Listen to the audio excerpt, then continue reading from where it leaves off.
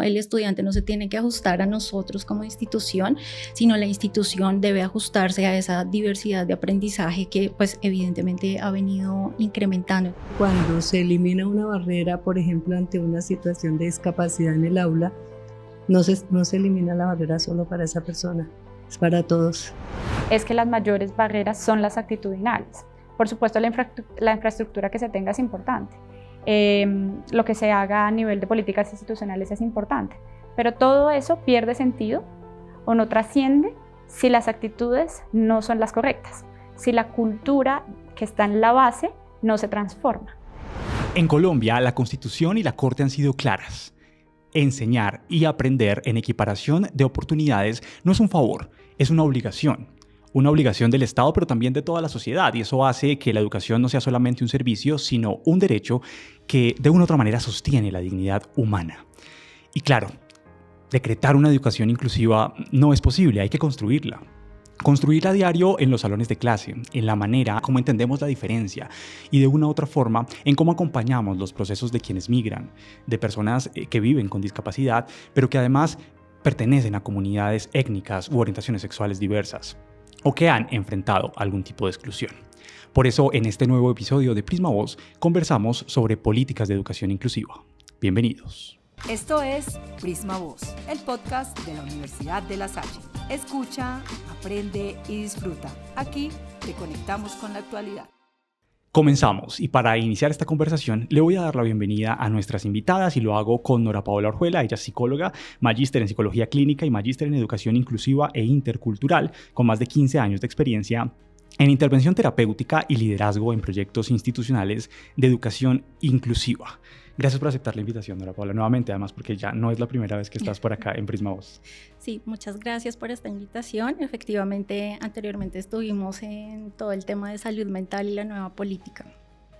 Hablar de educación inclusiva, ¿qué significa? ¿Qué es lo que ha pasado en estos últimos años en esa materia? ¿Cómo lo podemos introducir? Bueno, digamos que la educación inclusiva inició con un tema netamente desde la discapacidad. Y a partir de muchos años ha tenido una modificación donde en este momento hablamos de diversidad, de hecho hablamos de la educación para todos. Idealmente no deberíamos hablar de comunidades diversas, sino que efectivamente deberíamos establecer unos procesos educativos que estuvieran apuntando a todas las personas independientemente de sus características. Sin embargo, todo este proceso, sobre todo en la educación superior, ha venido, digamos que es como una novedad entre comillas, si bien ya hace algunos años tenemos estudiantes con diversidades que llegan a la universidad, ese panorama no está tan cubierto por ahora. Entonces, digamos que en este momento la modificación o la actualización es que identificamos que hay muchas más comunidades, además de la discapacidad, que de alguna manera se incluyen o están en ese término de educación inclusiva. Muy bien, pues ya vamos a profundizar y voy a saludar también a Evelyn Díaz, que se encuentra con nosotros de manera remota. Ella es pedagoga, psicóloga, máster en investigación aplicada a la educación y candidata a doctora en psicología. Es profesora de la Facultad de Ciencias del Comportamiento de la Universidad de La Sabana y allí dirige la maestría en Psicología de la Salud y Discapacidad y el macroproyecto de proyección social AIDUA, Accesibilidad, Inclusión y Diseño Universal para el Aprendizaje. Profe Evelyn, muchísimas gracias por acompañarnos desde allí y quiero empezar a preguntarle qué es eso del diseño universal para el aprendizaje. Muchas gracias por la invitación. El diseño universal para el aprendizaje es un marco metodológico que facilita que los docentes y las personas que trabajamos en asuntos curriculares diseñemos, creemos experiencias que desde el origen sean mucho más accesibles y mucho más significativas para todas las personas, sin dejar a nadie atrás. Por eso su coherencia con la perspectiva de la educación inclusiva. Muy bien, pues ahora saludo a Olga Lucía León. Ella es matemática y doctora en educación, es profesora de la Universidad Distrital Francisco José de Caldas en el doctorado interinstitucional de educación con énfasis en matemáticas. Es miembro fundadora del grupo de investigación interdisciplinario en pedagogía del lenguaje y las matemáticas. Doctora Olga, bienvenida, muchísimas gracias por acompañarnos.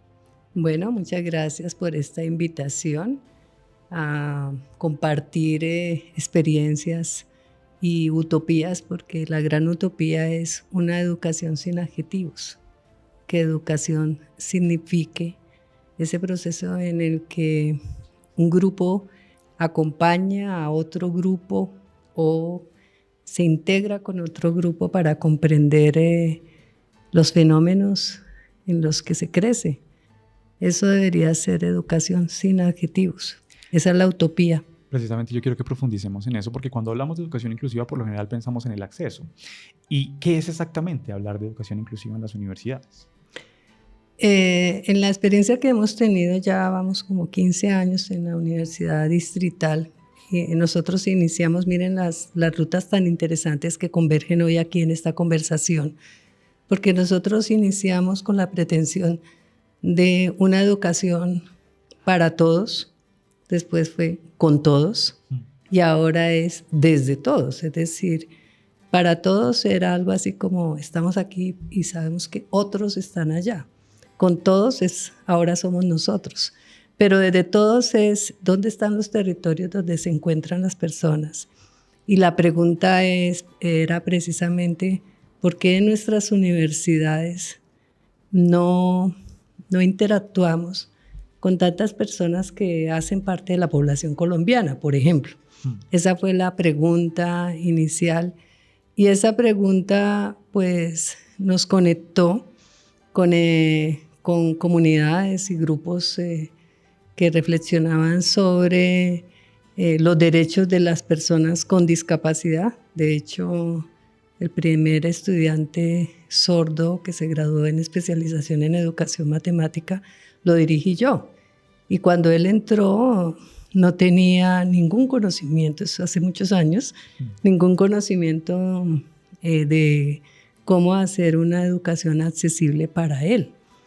Lo aprendimos los dos y yo le dije que cuando él terminara, como también yo terminara mi doctorado, porque éramos 2 estudiantes, nos íbamos a dedicar a eso. Y empezamos y nos encontramos con todos los grupos que iban constituyendo un significado experiencial para lo que se denominaba educación inclusiva. En el caso de las universidades, nosotros generamos un proyecto con Unión Europea, 2 proyectos con Unión Europea, en ese mismo marco de educación, con todos, para todos y de todos, bajo la premisa de si los nuevos profesionales no se forman en ese ambiente, y la pregunta era ¿quién los forma? Entonces había que preocuparse por profesores. Los proyectos se preocuparon por profesores y por ambientes universitarios, o sea, ¿quién forma al futuro profesor de profesores? La universidad. Al futuro ingeniero, la universidad. Entonces es viviendo en su formación esa experiencia de construir con otros que no vemos usualmente, pero que están aún en el imaginario. Que el mismo Riquet señala a esos otros que están aquí aunque no estén aquí. Ese es el ejercicio más, y es uno de los ejercicios de alta complejidad de pensamiento, porque ¿cómo son esos otros que no están aquí pero que están aquí? O que tendrán que estar aquí. Ese fue el ejercicio. Entonces en ese mismo marco hicimos todo un proceso y se formuló hace 2 años una política de universidad incluyente y accesible, de educación superior incluyente y accesible. Muy bien, ya vamos a poder desmenuzar uno a uno estas cosas que has puesto sobre la mesa, pero antes de empezar a hablar de la política en sí, hay que poner sobre la mesa los riesgos que tiene un estudiante en esta situación que no garantiza su permanencia. ¿Cuáles son esos riesgos que uno ve allí normalmente? Bueno, pues digamos que la primera situación que enfrentan los estudiantes es la adaptación. ¿Sí? Un poco el entender el contexto al que llega, esas barreras para su aprendizaje que se puede llegar allí a enfrentar. La mayor barrera que, pues digamos que hemos identificado tiene que ver con esas barreras actitudinales, y un poco es como esos valores, los prejuicios, las creencias de todo el contexto. Aquí no hablamos solo de docentes, porque en general cuando un estudiante ingresa a la universidad, ingresa a una comunidad, ingresa a tener contacto con con la persona que lo recibe en la portería, la persona que está en la cafetería, la persona de biblioteca, todos los administrativos, los docentes, directivos. Entonces ingresa a una comunidad y un poco es como esos prejuicios que se pueden llegar a identificar, donde o lo ponemos como en dos panoramas. Uno en el extremo de no puede hacer nada y entonces como que lo llevamos alzadito, y la otra pues él puede y tiene que poder igual que todos los estudiantes, y también lo ponemos ahí en una digamos inequidad de condiciones. Entonces esa es la principal barrera a la que se enfrentan los estudiantes, y que efectivamente cuando llegan y empiezan a interactuar con esa comunidad, ese contexto, pues los estudiantes no logran permanecer y a partir de allí se da como esa deserción. Muy bien, me gustaría que la profe Evelyn nos pueda contar esos errores comunes que tienen y que enfrentan hoy las universidades cuando empiezan a hablar de una política de inclusión. Hay varias cosas. Una de ellas es concebir la educación inclusiva como solo aquella que responde a la atención de estudiantes con discapacidad. Esa es una de las cosas que más ha sucedido a lo largo de los años. No quiere decir que no debamos pensar en ellos. Son uno de los grupos poblacionales que priorizamos y debemos seguir priorizando en el marco de la educación inclusiva, pero primero no son los únicos beneficiarios o los únicos grupos poblacionales priorizados que se deben beneficiar de esto, sino que además hay muchos otros grupos, ¿sí?, que también tienen condiciones, orígenes, lenguas, culturas que son diferentes respecto a la mayoría o que tienen perfiles diferenciales respecto a la mayoría y también deben ser entendidas, acogidas, reconocidas en este marco. Pero adicionalmente, la educación inclusiva como bien entendida, aquella que efectivamente debemos empezar a apropiar, es aquella que nos beneficia a todas las personas, porque la educación inclusiva en últimas es sinónimo de mejor educación para todos o educación de mayor calidad para todos. Entonces a todos nos compete, a todos nos beneficia, aunque haya algunos grupos que priorizamos. Entonces esa es una como de los errores que se cometen. El otro es empezar justamente por hacer ajustes razonables cuando ya se tienen estudiantes con determinadas condiciones dentro del contexto y no anticiparnos a su llegada para empezar a aplicar las medidas necesarias para que sean acogidos de las mejores maneras y no experimenten las barreras. Cuando ya experimentan las barreras, miramos a ver qué hacemos y eso es un error, porque efectivamente estamos, como se dice coloquialmente, apagando incendios en vez de anticiparnos y preparar para que las condiciones del contexto se ajusten a las necesidades particulares que puedan tener distintos grupos que son diferenciales y que en ese sentido ellos lleguen a la institución, reciban esas condiciones pensadas en ellos desde antes y que en ese sentido se disminuyan las barreras. Paola quiere mencionar más errores. Adelante. Ya, yo creo que digamos que el mayor error tiene que ver con construir esa política netamente desde la normativa, desde pensarnos en cumplir con una norma o unas exigencias que nos está solicitando el Ministerio de Educación. Creo que es importante conocer la población, conocer las dinámicas y también conocer los recursos que institucionalmente se tienen. Allí un poco de hacer ese ejercicio de conciencia, de saber qué tenemos para brindar y cómo podemos ajustarnos al estudiante, porque un poco el estudiante no se tiene que ajustar a nosotros como institución, sino la institución debe ajustarse a esa diversidad de aprendizaje que pues evidentemente ha venido incrementando. Entonces, como no tener en cuenta las poblaciones, no tener en cuenta también esas necesidades, porque a veces nos podemos pensar como una persona con una característica particular requiere desde nuestra intuición un apoyo específico, y cuando vamos a abordar a la persona nos dice no lo necesito. Entonces es más como esa continua comunicación e involucrar a las personas de esas comunidades diversas para esa construcción de la política. Justo me gustaría que profundizáramos en eso que hace la Universidad de La Salle y que ha venido haciendo durante estos años. ¿Qué es lo que hemos encontrado en particular?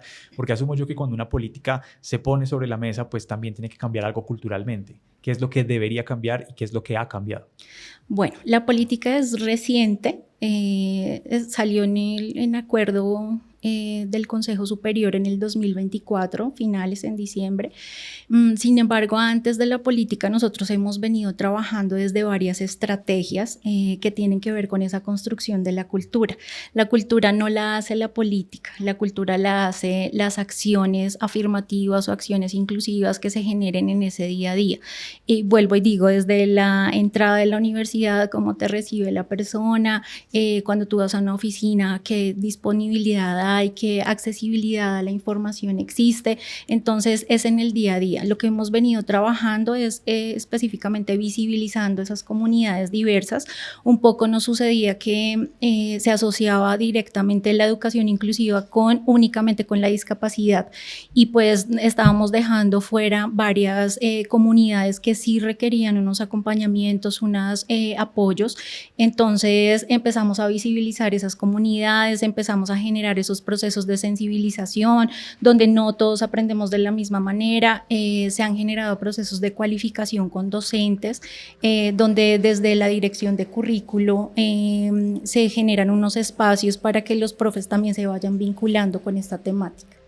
Bien, profe, y aquí hablando como de lo que cambia cuando uno está en un aula y encuentra a un estudiante y se entiende la diversidad de esa manera, ¿cómo cambia la relación estudiante-docente en ese sentido luego de entenderlo?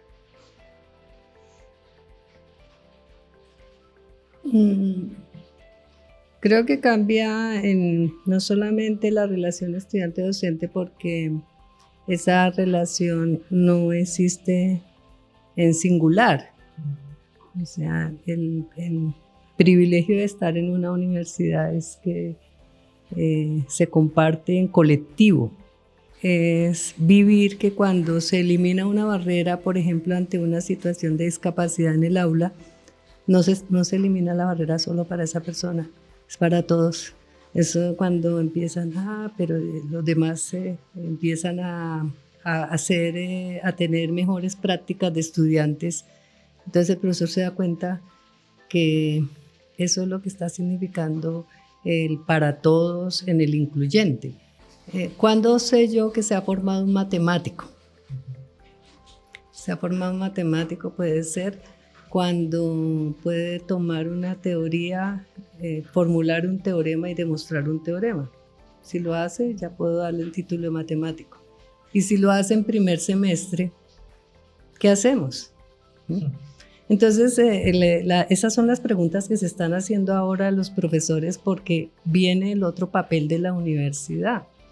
El otro papel de la universidad no es solamente aportar a que el matemático formule un teorema y lo demuestre, sino también a un desarrollo de un ciudadano que con la matemática ejerce una práctica también social o profesional investigativa. Entonces, pero ¿cómo hacemos con un currículo que de pronto se centró más en solo objetos de conocimiento profesional y esta otra parte no lo contempló? Es decir, si yo interactúo con mis compañeros, si soy solidario, si les apoyo a ellos, ¿eso cómo está en la valoración? Entonces, son elementos que empiezan a cambiar en las prácticas de cómo evaluamos, de qué evaluamos y qué es lo fundamental en la formación de un profesional en la universidad.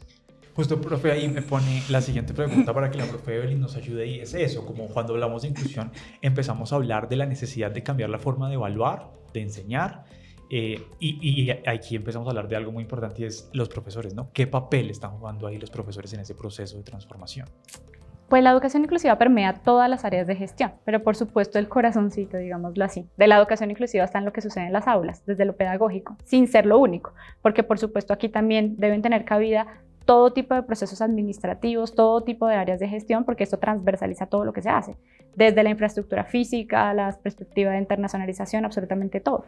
Pero cuando ya se piensa en la labor de los docentes, que es como el centro o el eje desde donde esto debe mantenerse y volverse sostenible, pues sin duda creo que lo que más nos hace falta es un acompañamiento más continuo, o sea, la formación continua de los docentes, no como algo que se dé justamente de manera aislada, esporádica, una vez al año, en un taller de 3 horas, porque el taller puede ser valioso y el contenido puede ser interesante, pero eso realmente no necesariamente, de hecho es poco probable que suceda, que permee las prácticas, que genere transformaciones reales, porque es insuficiente en tiempo, en nivel de profundidad, en alcance que se pueda brindar. Entonces no basta con una que otra formación aislada en el año. Debe haber un proceso de formación continua, de acompañamiento, de coworking, de innovación al interior de la institución educativa para apoyar el proceso pedagógico de los docentes en la medida en que avanzan los procesos de atención directamente en las aulas y no, como digo, de manera esporádica, aislada, sino como una estrategia mucho más integrada que encadene una serie de acciones de acompañamiento que trascienden lo que una capacitación o un taller en un tiempo muy limitado pudiese brindar. Pues sí, precisamente sobre eso también hay que decir que, siguiendo con la línea de los retos, una cosa es escribir una política de inclusión y ponerla bien hermosa en un documento PDF, pero ¿y eso cómo se transforma en que la experiencia del estudiante cambie? ¿Qué es lo que tiene que pasar ahí para que eso no se quede en el documento? Bueno, deben pasar muchas cosas y un poco aquí, digamos, esa política casi que debería ser el último paso de unas estrategias de educación inclusiva. Es decir, esa política no debería iniciar por el documento, debería iniciar por el reconocimiento de los estudiantes, por esas acciones que te mencionaba anteriormente para generar cultura, y una vez como que se tenga todo el contexto de también los recursos institucionales, ahí sí se debería establecer como esa política. Y efectivamente la política implica un cambio estructural respecto a la manera en que se reciben los estudiantes. Entonces, por ejemplo, en esos procesos de admisión debe haber una estructura clara que defina cuál es esa ruta de cómo yo identifico a los estudiantes para poderles brindar esa flexibilización desde la admisión, desde cómo ingresan. O sea, yo no sé, como universidad tengo, por ejemplo, una prueba con intérprete, o tengo una prueba con braille para un estudiante ciego, para un estudiante sordo o con discapacidad auditiva. Entonces, desde ahí debería empezar ese cambio. Y un poco es a través de cada una de las unidades cómo se reconoce esa diversidad y cómo se percibe esa diversidad. Y ahí hay que trabajar bastante en temas de cultura inclusiva que favorezca esa implementación, y sobre todo debe haber una voluntariedad de los directivos. Si los directivos no tienen como claridad frente a esta información y todo se queda tal vez en bienestar universitario, que suele suceder. Tuvimos un conversatorio el año pasado donde un poco la conclusión a la que llegamos es esa, que en todas las instituciones, o la mayoría, quien asume todo este tema de educación inclusiva es bienestar universitario, y no debería ser así. Deberían ser las unidades académicas quienes lideran todo el proceso, evidentemente trabajando de manera articulada con bienestar universitario y en general muchas áreas de la universidad. Profe Evelyn, para ti me gustaría preguntarte cuáles son las barreras que más ves en este momento a los estudiantes de educación superior. ¿Son de infraestructura, son de prácticas pedagógicas, son de actitudes? ¿Cómo lo ves? Pues lo que la literatura ha evidenciado a lo largo de los años, y que sigue siendo así, es que las mayores barreras son las actitudinales. Por supuesto, la infraestructura que se tenga es importante. Lo que se haga a nivel de políticas institucionales es importante, pero todo eso pierde sentido o no trasciende si las actitudes no son las correctas, si la cultura que está en la base no se transforma. Es lo más importante. O sea, las barreras actitudinales son las que más siguen afectando, porque cuando uno tiene una actitud dispuesta, cuando uno está abierto a reconocer a la persona más allá de su diagnóstico, de su condición, de su origen, de su lengua, cuando uno entiende que es una persona que, como cualquier otro, tiene derechos y debo garantizarle las mejores oportunidades de aprendizaje posibles, cuando uno quiere hacerlo, uno busca los medios. O sea, la actitud hace que las cosas se empiecen a gestionar, que los recursos se movilicen, que la formación se busque, que si yo no sé, pregunte, que si yo no sé, busque en internet, que aproveche espacios de mentoría, que haga muchas cosas, pero cuando hay una actitud de base que se orienta a eso. Si la actitud es negativa, si hay resistencia actitudinal, si hay orientación hacia la exclusión, si la discriminación está ahí muy presente, pues difícilmente las prácticas se van a transformar, difícilmente las políticas se ponen en escena. Entonces todo actúa de manera interconectada, todo eso es necesario, pero el pilar sin duda es y seguirá siendo la cultura inclusiva, la base desde lo actitudinal. Cuando los profesionales de la educación, los tomadores de decisiones a nivel institucional, desde todos los niveles de liderazgo, los profes y las personas que atienden en la institución educativa, los administrativos, estamos comprometidos con esta causa, todos desde nuestro rol vamos a hacer lo necesario para que avance, que progrese. Sin esas actitudes es difícil. Muy bien, pues también ponemos sobre la mesa ciertas cosas que ocurren a diario. Nosotros tenemos una política de inclusión, está allí. ¿Cómo sabemos que está funcionando? Hay un indicador que es muy difícil de capturar, pero es un indicador, el clima escolar. Nosotros decimos los ambientes de aprendizaje son organismos vivos y se siente cuando un ambiente de aprendizaje está muriendo. O sea, lo siente el estudiante, lo siente el profesor, lo siente la institución. Entonces, un indicador es ese clima escolar. ¿Cuándo no está funcionando? Inician una asignatura 30 estudiantes, terminan 4. Inicia una asignatura 30 estudiantes y la aprueban 3.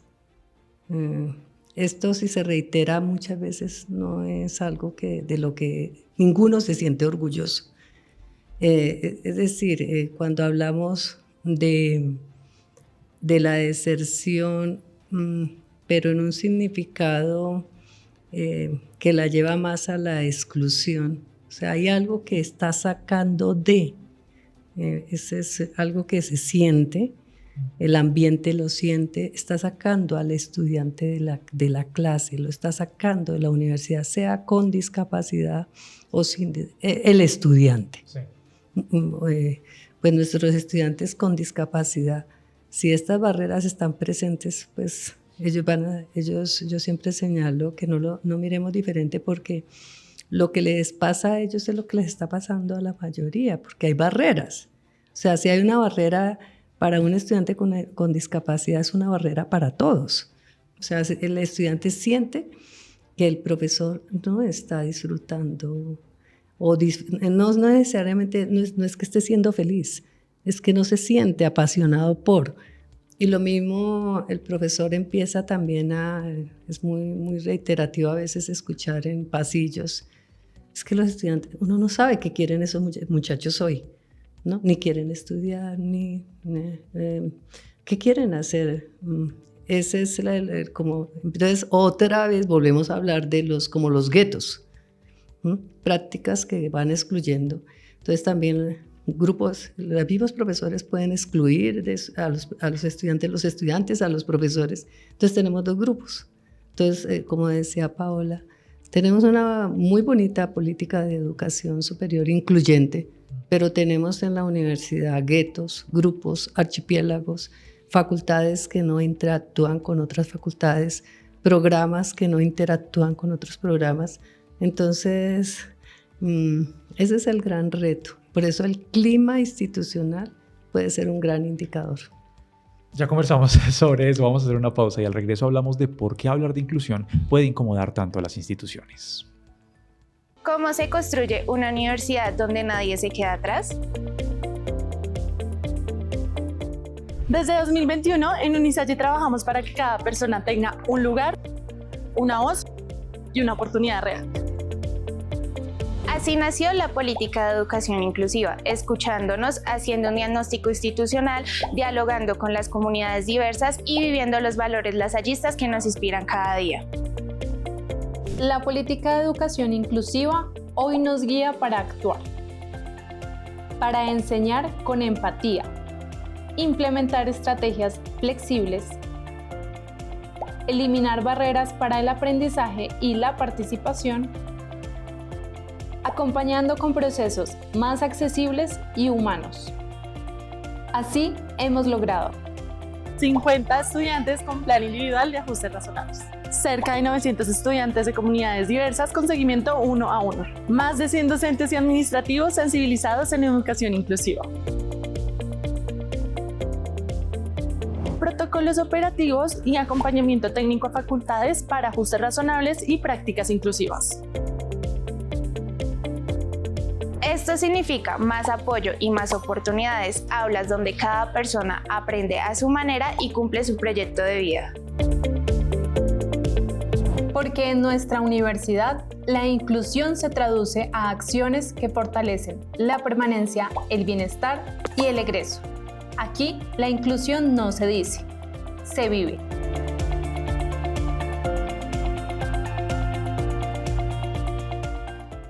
Regresamos. Antes de la pausa conversábamos sobre lo que significa la inclusión en las aulas, pero además cómo pasar de esas grandes políticas que se están construyendo al día a día de los estudiantes. Hoy entonces tenemos que seguir conversando sobre el sistema educativo actual. Nora Paola, ¿y las universidades sí están dispuestas a moverse hacia ese lado o están esperando más bien que los estudiantes se adapten al sistema? Bueno, digamos que un poco en la experiencia que he podido tener con otras universidades y demás, lo que se evidencia es que se han generado como respuestas reactivas. Es decir, cuando llega el estudiante se establecen esos acompañamientos y apenas estamos en ese proceso de hacer esa transición, o por lo menos hablo de las universidades privadas, en ese proceso de la transición para generar esa diversificación en apoyos, en metodologías y demás que impliquen que cuando llega esa persona que tiene unas características diversas, pues no se requiere hacer, por ejemplo, plan individual de ajustes razonables. Entonces, apenas está en ese proceso de transición. Creo que por ahora más se piensa más como en rutas de contención, de cuando llega el estudiante, entonces ahora sí tenemos que hacer estas metodologías o tenemos que contratar personal adicional y demás. Entonces, creo que esa es como la manera en que se viene trabajando, porque de alguna manera se percibe que siguen siendo comunidades aisladas, que son pocas las que ingresan a la universidad. Sin embargo, por ejemplo, este año en la universidad hemos tenido un gran ingreso de estudiantes que se identifican en comunidades diversas. Entonces, para nosotros no sería válido tener esa respuesta o esas rutas. Tendríamos ya que estarnos pensando en planear y ejecutar acciones que le apunten a todo eso antes de que lleguen los estudiantes. Profe, por acá, ¿usted cómo lo ve? También me gustaría escuchar su perspectiva. Cuando hablamos de educación inclusiva, hablamos de que el problema no son los estudiantes, sino cómo está formulado el sistema educativo. ¿Por qué? Vamos a pensar por ahora en América Latina, por ahora. América Latina tiene la educación en América Latina tiene una gran deuda con sus jóvenes, con sus estudiantes. Los niveles de acceso a la educación superior son muy bajitos, muy bajitos. Muy pocos jóvenes logran acceder a la educación superior en América Latina. Entonces estamos ante un gran problema regional. No es solo el problema de Colombia, no es solo el problema de una institución pública o privada. Es que si aún así si nos uniéramos, todas las instituciones públicas y privadas que estamos actualmente, no daríamos abasto de atender a todos los estudiantes que deberían estar estudiando. No daríamos. Entonces es un problema transnacional. Ese es un aspecto. Entonces cuando hay problemas transnacionales no lo resuelve un solo profesor o una sola institución. Lo resuelve las articulaciones en redes. Ese es un aspecto. Pero el otro es las migraciones, como lo mencionabas en la introducción, los procesos de migración que se dan porque simplemente los jóvenes quieren migrar, pero también en América Latina puede ser por factores de violencia, por factores de cambios en sistemas políticos y no estamos preparados para también crecer con otros, es que generalmente es con otros, que lo vemos como otros y no los vemos nosotros. Ese es el punto, no estamos preparados y prepararse para eso pues será el reto de la generación que está en este momento formando, pero también de la generación, será mayor el reto de esa generación que está en este momento creciendo. Muy bien, profe Evelyn, y por allí, antes de la pausa, preguntábamos, ¿la inclusión incomoda a las instituciones? En muchos casos sí, porque se malentiende y porque genera ansiedad y porque las personas tienen un profundo desconocimiento. Entonces a veces, aunque quisieran hacer cosas, no saben cómo hacerlo y eso hace que haya como un bloqueo y que se generen actitudes que parecen excluyentes sin que incluso desde la base lo sean. Pero es justamente por ese miedo o esa inseguridad que genera el sentirse que se están enfrentando a lo desconocido.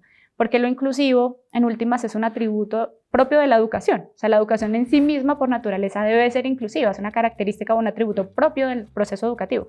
Pero a lo largo de la historia lo separamos y entonces dejamos de entender que lo inclusivo hace parte y lo vimos como algo externo. Entonces ya llega como una imposición, está llegando a las instituciones como algo que toca hacer, a lo que me obligan, para evitarnos la sanción, para evitarnos el problema en el proceso de acreditación o lo que sea.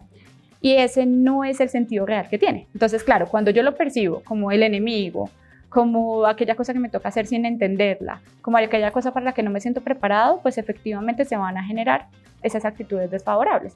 Y eso, con la palabra inclusión, justamente por la falta de comprensión y de formación y de acompañamiento, pues sí ha sido percibido como un problema más que una ventana de oportunidades, y eso sí ha sido, digamos, ha generado esos escenarios de incomodidad que tú planteas. ¿Qué buscamos los que trabajamos en esto todos los días y que nos apasionamos por esto porque le vemos el valor y sentido que tiene? Que las personas logren ver la riqueza, ver esto como eso, como una ventana de oportunidades, como una forma en que vamos a poder hacer todos mejor lo que hacemos. Y en el camino eso nos transforma también como personas, como seres humanos, y va a transformar a quienes se están formando, que luego van a multiplicar y a transferir muchas cosas de las que están viviendo durante su experiencia formativa. Pero es eso, es un camino que requiere convicción, que requiere mostrar que no es tan difícil como parece, que muchas cosas que se pueden hacer funcionan, sin necesidad de que sea algo completamente diferente a lo que venimos haciendo o algo que implica una inversión enorme o ese tipo de cosas que han generado ese rechazo, sino desde las pequeñas acciones de la vida cotidiana que empiezan con un cambio en el lenguaje y que pueden empezar a introducir innovaciones, pequeños cambios, pequeñas transformaciones en las prácticas, enriqueciendo la base de lo que ya tenemos. ¿Sí es incómodo ese debate? Claro. Y tiene que ser incómodo. ¿Por qué? Porque solo cuando tú estás incómodo te preguntas ¿por qué estoy incómodo? Entonces la incomodidad, bienvenida. Mientras no nos sintamos incómodos, que pudo haber sido una buena época de sentirnos tranquilos en nuestras aulas sin pensar cómo logro yo realizar un proceso de aprendizaje para una persona que tiene una condición de no escuchar, de no ver o de no escuchar y no ver. ¿Cómo enseño matemáticas? ¿Cómo desde otra perspectiva, cómo promuevo aprendizaje? Pero cómo promuevo aprendizaje no solo para esa persona, sino que ella esté en interacción con los demás. O sea, cómo no lo aíslo. Esa incomodidad es la que nos está haciendo crecer. Entonces yo digo, ¿incomoda? Sí está incomodando y mucho, porque nos está haciendo ver cuando caminamos por los corredores, cuando entramos a un salón, cuando nos sentamos en un espacio, cuando interactuamos con otros, qué barreras no nos están permitiendo lograr que logremos estar varios, otros, todos, en estos espacios educativos o estar con otros. Entonces, claro que incomoda también financieramente. Son muchos los aspectos en los que se incomoda culturalmente, porque ahora como hablamos de cuáles son las culturas, cuáles son esos diversos en culturas. Una población con discapacidad es una cultura incomoda en ese tipo de ejercicios. Muy bien. Si quieres agregar un poco a la conversación de la incomodidad, pero también quisiera que conversáramos sobre el tema de la salud mental, cómo es un factor importante en la permanencia de los estudiantes y cómo podemos hacer que de una u otra manera las universidades contemplen esto dentro de esas trayectorias educativas diversas. Bueno, primero sí quiero ahí ampliar un poquito lo de la incomodidad, y es que desde una perspectiva neurológica o cognitiva, la incomodidad lo que hace es llevarte a buscar soluciones. Cuando estamos en un espacio cómodo, pues efectivamente nuestra conducta tiende a reducirse o a generarse como unos hábitos ya muy específicos. Cuando existe esa incomodidad nos llama a que miremos otros recursos, miremos otras posibilidades y nos saca de esa zona de confort. Entonces creo que esa incomodidad es válida, es buena porque nos hace ver o necesitar una perspectiva distinta del panorama. Okay. Respecto a la salud mental lo es todo. La salud mental es muy significativa porque se convierte o en un factor protector o en un factor de vulnerabilidad que se junta a otro tipo de características y que de alguna manera puede generar dificultades en los procesos académicos. Si partimos desde la postura de duda, hay uno de los principios de duda que nos habla de esa red afectiva o red emocional que es supremamente importante para los procesos de aprendizaje. Cuando tú recuerdas algo de tu infancia o cuando tú te dicen como cuál es ese docente que más recuerdas y demás, tuvo que haber sido una experiencia que emocionalmente te tocó y tú la tienes muy clara. Entonces, a partir de ahí, duda también trata como de vincular esos procesos afectivos para que se dé ese aprendizaje de una manera más óptima. Y efectivamente, si hay, por ejemplo, dificultades en salud mental, pues evidentemente la persona no va a estar con todas sus herramientas para poder afrontar un proceso de aprendizaje. Entonces, efectivamente es súper importante y tener esos factores de cuidado y promover esas redes de aprendizaje desde lo afectivo también es muy importante dentro del aula. Profe, seguramente nos están viendo muchos docentes en este episodio que les genera curiosidad esto porque de una u otra manera puede ser incómodo para ellos darse la pela de pensarlo más allá, ¿no? De salirse de la caja, que para ellos es más importante. Tenemos 20 estudiantes, con los 20 yo los califico y aquí es lo que siempre he hecho toda la vida, pero y cuando hay uno que de pronto no le está encajando, se lo está llevando a pensar diferente, ¿cuál es ese mensaje? Ese es mi reto de todos los días, porque en la universidad pues ese es el escenario en términos de las relaciones y el mensaje inicial, el primero es inténtelo. Inténtelo, que por ahora no pierde nada. Porque pues, como lo hablamos anteriormente de los espacios que ya conocemos, pues ya conoce. Pero qué tal si logra encontrar algo mayor, inténtelo. Ese es el primero. El segundo mensaje, no está solo. No se está solo, aunque uno creyera, pero no se está solo. Cuando de pronto empieza a preguntar, hay más grupos de profesores de su mismo campo que seguro se están haciendo las mismas preguntas, que seguro están explorando. Y es una gran oportunidad. El tercero, pues eso no lo creen, pero es una gran oportunidad también de crecer. Ese es... Aquí en Colombia hay espacios, hay en las mismas universidades, seguro que hay un grupo en su universidad que ya lo está pensando, que ya ha construido. A nivel nacional, hay grupos a nivel internacional. Esto no es nuevo, no estamos creando nada nuevo, entonces, en ese sentido. Entonces, hay caminos que ya se han hecho. Muy bien, ¿cómo hacemos justamente para acompañar a los docentes en esos cambios aquí en la universidad? Bueno, yo creo que lo primero es como romper esos prejuicios y temores. Lo que hemos podido revisar con los docentes es que les da mucho miedo, o sea, como que ¿y yo qué hago ahí? ¿Sí?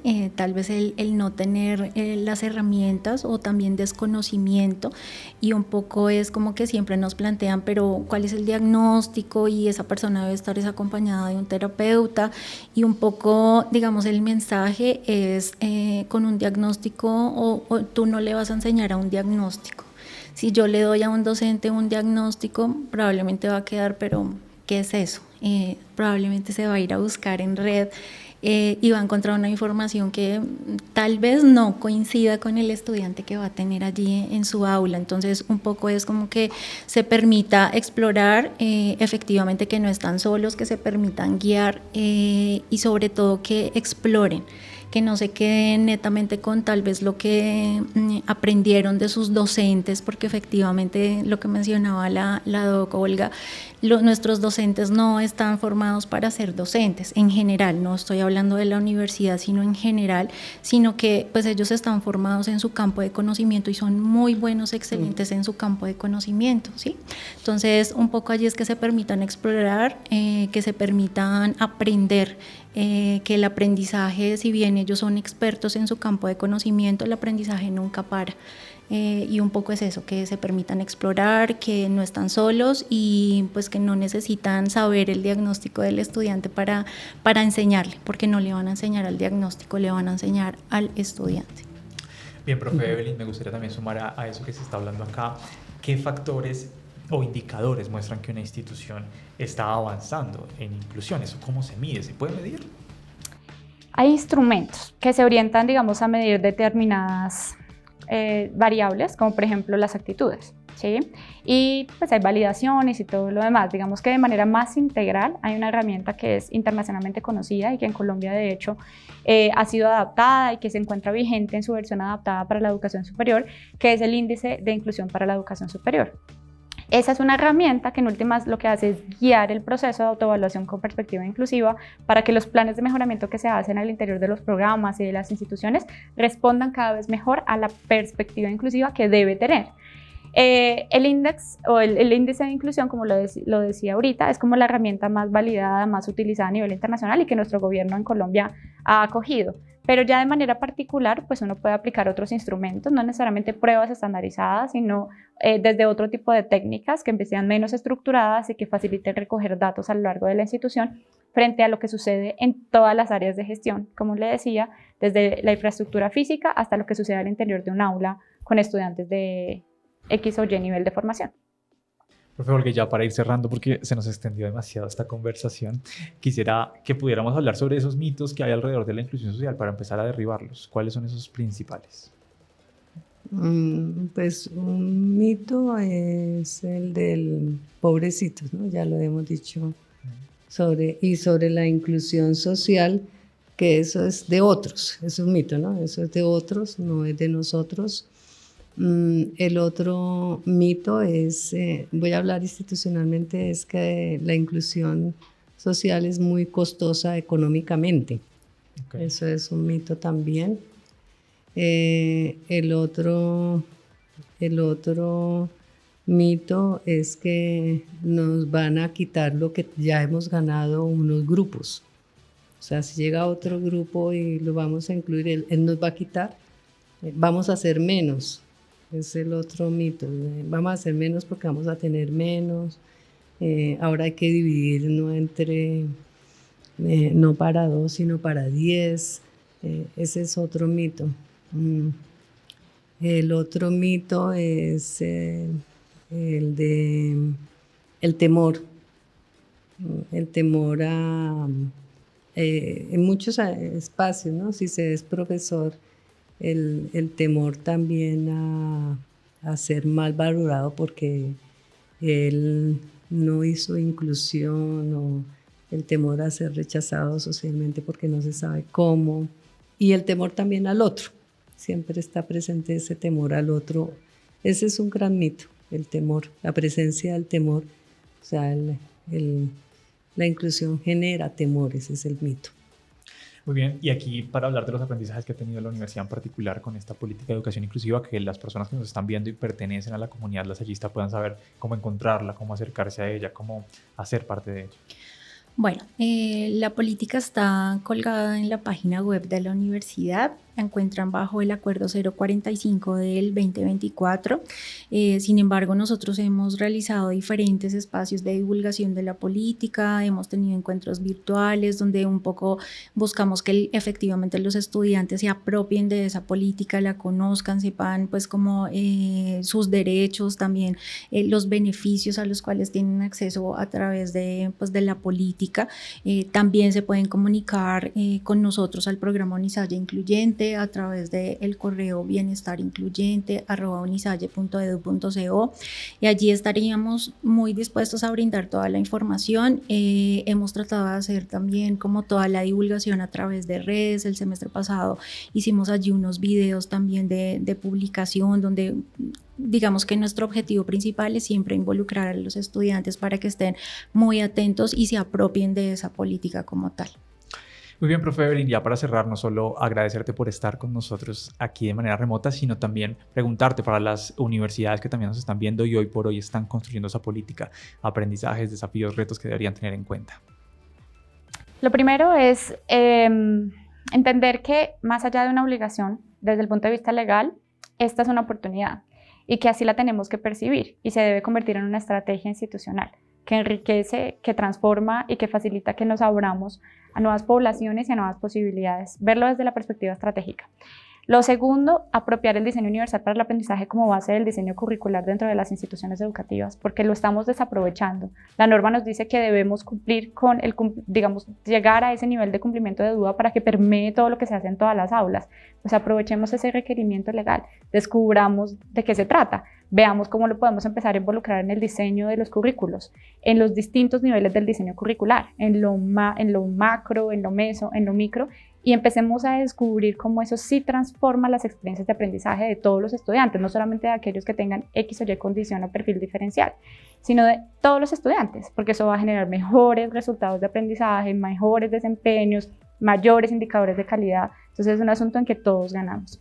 Y lo tercero, recordar siempre que la perspectiva de ajustes razonables va a seguir siendo valiosa y necesaria, pero en la medida en que trabajemos desde el diseño universal, en el caso del DUA o del diseño universal aplicado a la accesibilidad en el espacio físico y demás, pues vamos a ganar muchísimos recursos, vamos a ahorrar muchísimos recursos y muchos esfuerzos de tiempo y presupuesto, porque estamos planeando con la diversidad en la mente, no solamente atendiendo situaciones de emergencia cuando el estudiante o las personas ya están ahí, sino preparando los contextos y haciendo las inversiones necesarias en el momento correcto para que las puertas se abran, las barreras se disminuyan y las oportunidades de aprendizaje realmente sean accesibles. Muy bien, profe, pues ya cerramos este episodio con un poco de la experiencia que has tenido con el centro que manejas allí en la universidad para que nos lo compartas.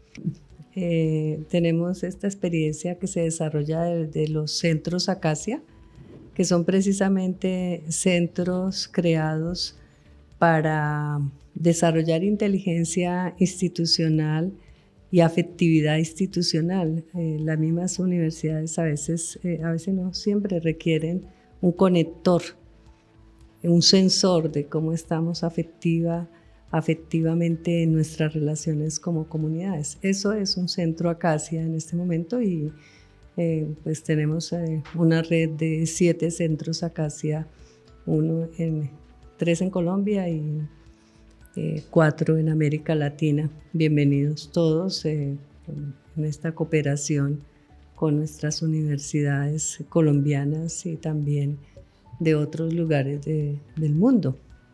Muy bien, pues ahí está para que lo puedan consultar. Hemos hablado hoy de cosas que a veces son visibles, a veces no lo son tanto, entonces esta conversación queda sobre la mesa. Déjenos también ustedes siempre nuestros comentarios, están abiertos para que los podamos leer no solo en nuestro canal de YouTube, sino en nuestro perfil de Spotify, donde hay capítulos sobre muchas otras cosas que pueden consultar. Gracias por llegar hasta aquí, mi nombre es Kevin Garavito y nos vemos o nos oímos en la próxima.